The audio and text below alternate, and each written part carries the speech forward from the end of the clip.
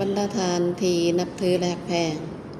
ปฏิบัติตามมาตรา60ของกฎหมายว่าโดยสภาแห่งชาติฉบับปรับปรุงปี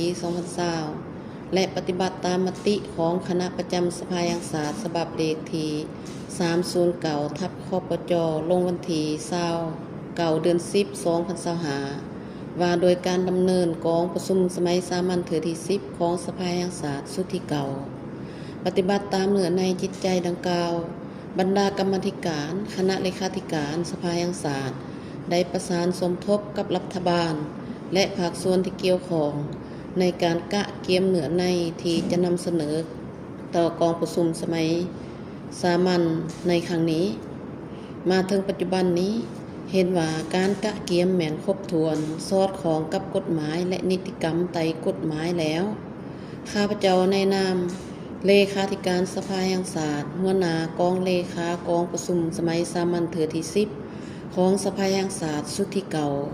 ขอตั้งหน้าให้คณะประจำสภาแห่งชาติแจ้งมายังบรรดาฐานพนักงานรัฐกรทหารตำรวจนักเรียนนักศึกษาปัญญาชนกรรมกรชาวผู้ออกแรงงานพ่อแม่พี่น้องประชาชนลาวบรรดาเผ่าในทั่วประเทศและพี่น้องชาวลาวที่อาศัยอยู่ต่างประเทศรับทราบเกี่ยวกับการดำเนินกองประชุมสมัยสามัญเถือที่10ของสภาแห่งชาติสุดที่เก่าดังนี้กองประชุมสมัยสามัญเถือที่10ของสภาแห่งชาติสุดที่เก่าจะได้ไขขึ้นในวันที่10ถึงวันที่21พฤศจิกายน2025อยู่ที่ห้องประชุมใหญ่สภาแห่งชาตินครหลวงเวียงจันทน์ซึ่งจะใช้เวลาดำเนินกองประชุมทั้งหมด10วันบ่รวมวันพักทางราชการกองประชุมสมัยสามัญเถือที่10ของสภาแห่งชาติสุดที่เก่าจะได้พิจารณาและรับรองเอาปัญหาสำคัญพื้นฐานของประเทศชาติดังนี้ 1. ภาคส่วนเวียกงานของรัฐบาลมีจำนวน3บทคือ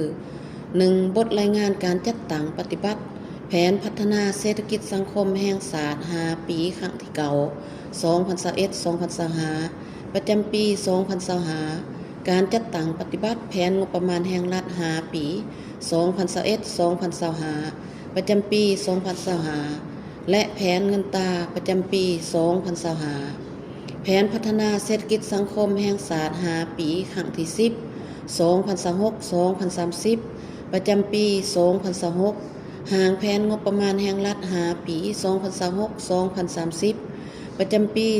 2026และห่างแผนเงินตราประจำปี2026การดัดแปลงงบประมาณแห่งรัฐและรายรับรายจ่ายวิชาการของคณะการขันศูนย์กลางและท้องถิ่นปี2025และเงินเกินแผนปี2024 2. บทรายงานการจัดตั้งปฏิบัติวาระแห่งชาติว่าโดยการแก้ไขความยุ่งยากทางด้านเศรษฐกิจการเงินในระยะ5ปี2021-2025และทิศทางในต่อหน้า 3. บทรายงานการจัดตั้งปฏิบัติวาระแห่งชาติว่าโดยการแก้ไขปัญหายาเสพติดในระยะ5ปี2021-2025และทิศทางในต่อหน้า 2.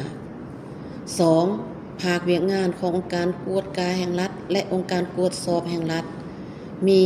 1. บทรายงานการจัดตั้งปฏิบัติแผนการเคลื่อนไหวเวียกงาน5ปี2021-2025ประจำปี2025และห่างแผนการเคลื่อนไหวเวียกงาน5ปี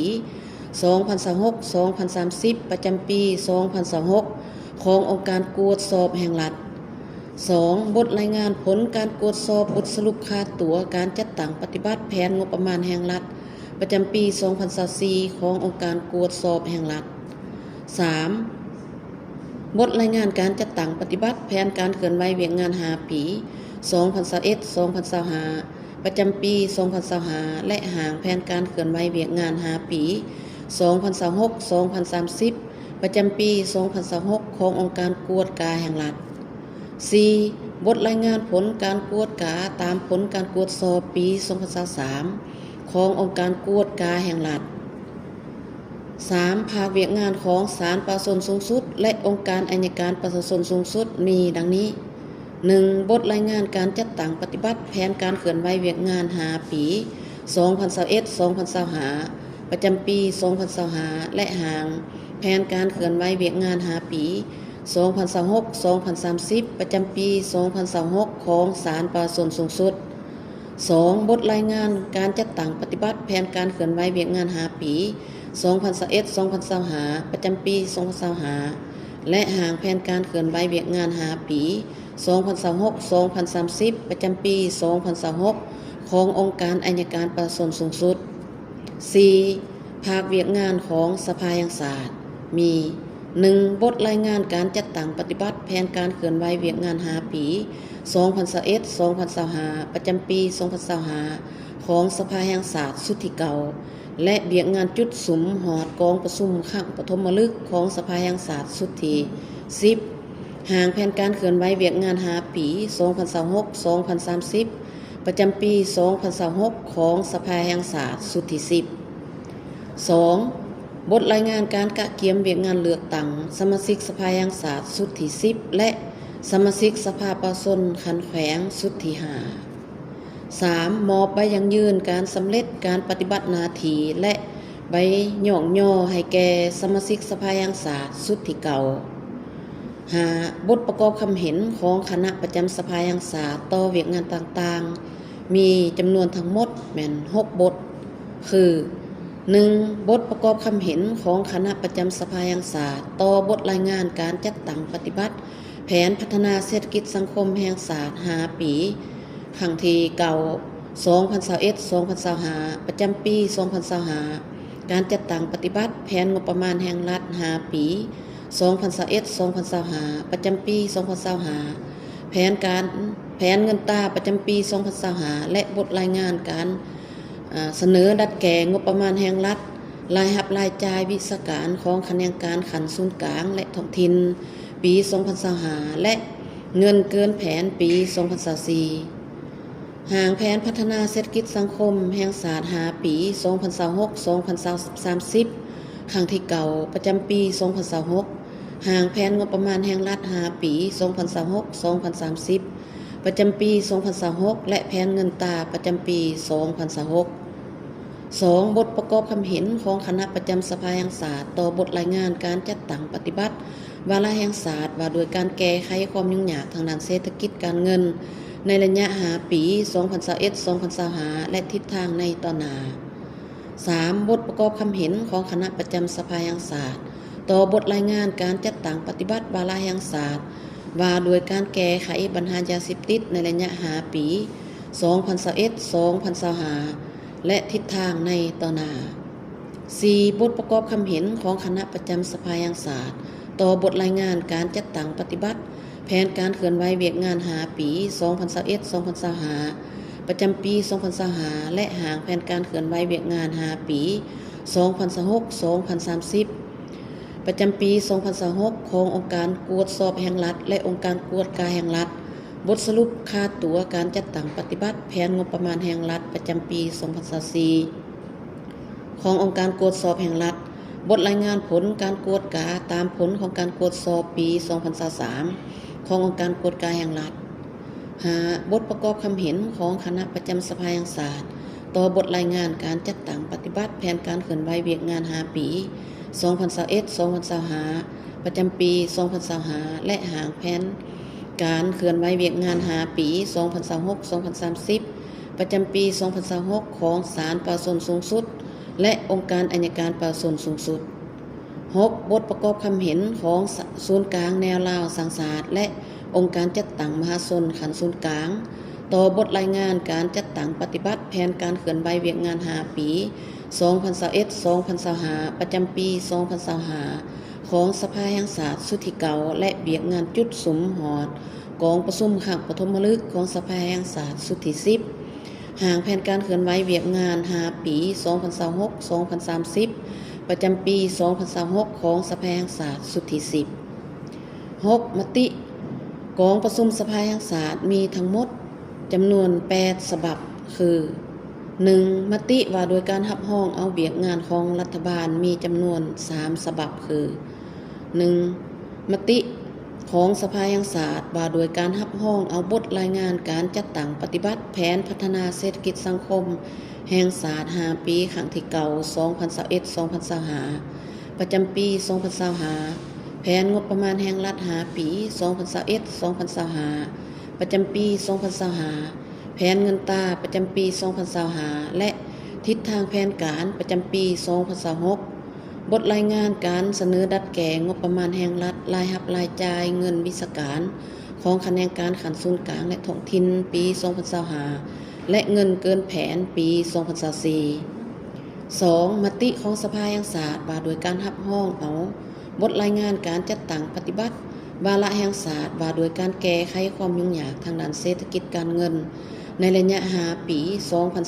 2021-2025 และทิศทางในต่อหน้า 3. มติของสภาแห่งชาติว่าโดยการรับรองเอาบทรายงานการจัดตั้งปฏิบัติวาระแห่งชาติว่าโดยการแก้ไขปัญหายาเสพติดในระยะ5 ปี 2021-2025 และทิศทางในต่อหน้า 2. มติว่าโดยการรับรองเอาเวียกงานของการกวดกาแห่งรัฐและองค์การกวดสอบแห่งรัฐมีอยู่2ฉบับคือ 1. มติของสภาแห่งชาติว่าโดยการรับรองเอาบทรายงานการจัดตั้งปฏิบัติแผนการเคลื่อนไหวเวียกงาน5 ปี 2021-2025 และประจำปี 2025 และทิศทางแผนการประจำปี 2026 บทรายงานผลการกวดสอบบทสรุปค่าตั๋วการจัดตั้งปฏิบัติแผนงบประมาณแห่งรัฐประจำปี 2024 ขององค์การกวดสอบแห่งรัฐ 2. มติของสภาแห่งชาติว่าโดยการรับรองเอาบทรายงานการจัดตั้งปฏิบัติแผนการเคลื่อนไหวเวียกงาน5 ปี 2021-2025 และประจำปี 2025 และทิศทางแผนการประจำปี 2026 บทรายงานผลการกวดกาตามผลของการกวดสอบปี 2023 ขององค์การกวดกาแห่งรัฐ 3. มติรับรองเวียกงานของศาลปกครองสูงสุดและองค์การอัยการปกครองสูงสุดมีอยู่2ฉบับคือ 1. มติของสภาแห่งชาติว่าโดยการรับรองเอาบทรายงานการจัดตั้งปฏิบัติแผนการเคลื่อนไหวเวียกงาน5 ปี 2021-2025 ประจำปี 2025 และทิศทางแผนการประจำปี 2026 ของศาลปกครองสูงสุด 2. มติของสภาแห่งชาติว่าโดยการรับรองเอาบทรายงานการจัดตั้งปฏิบัติแผนการเคลื่อนไหวเวียกงาน5 ปี 2021-2025 ประจำปี 2025 และทิศทางแผนการประจำปี 2026 ขององค์การอัยการปกครองสูงสุด 4. มติว่าโดยการรับรองเอาเวียกงานของสภาแห่งชาติมีอยู่1ฉบับคือ 1. ต่อบทรายงานการจัดตั้งปฏิบัติแผนการเคลื่อนไหวเวียกงาน5 ปี 2021-2025 ประจำปี 2025 ของสภาแห่งชาติสุดที่เก่าและเวียกงานจุดสุมหอดกองประชุมครั้งปฐมฤกษ์ของสภาแห่งชาติสุดที่10 อีกเถือหนึ่งในนามตั้งหนาให้คณะประจำสภาแห่งชาติข้าพเจ้าขอเชิญชวนบรรดาฐานพนักงานรัฐกรทหารตำรวจนักเรียนนักศึกษาปัญญาชนกรรมกรชาวผู้ออกแห่งงานพ่อแม่พี่น้องประชาชนลาวบรรดาเผ่าทุกสังคมในทั่วประเทศและพี่น้องชาวลาวที่อาศัยอยู่ต่างประเทศจงพร้อมกันติดตามการดำเนินกองประชุมสมัยสามัญถือที่10ของสภาแห่งชาติสุดที่เก่าในครั้งนี้ขอแจ้งให้บรรดาฐานทราบว่าในระยะการกะเกียมและดำเนินกองประชุมคณะเลขาธิการสภาแห่งชาติได้จัดตั้งหน่วยงานรับคำเสนอของประชาชนผ่านโทรศัพท์สายด่วนและเพื่อรับเอาคำคิดคำเห็นและคำเสนอโดยกงจากประชาชนที่จะส่งไปยังกองประชุมสภาแห่งชาติซึ่งบรรดาฐานสามารถส่งคำคิดคำเห็นและคำเสนอไปยังกองประชุมใดตามวิธีคือผ่านสายด่วนสภาแห่งชาติ156เริ่มแต่วันที่3ถึงวันที่21 พฤศจิกายน 2025ในโมงรัฐการขอขอบใจ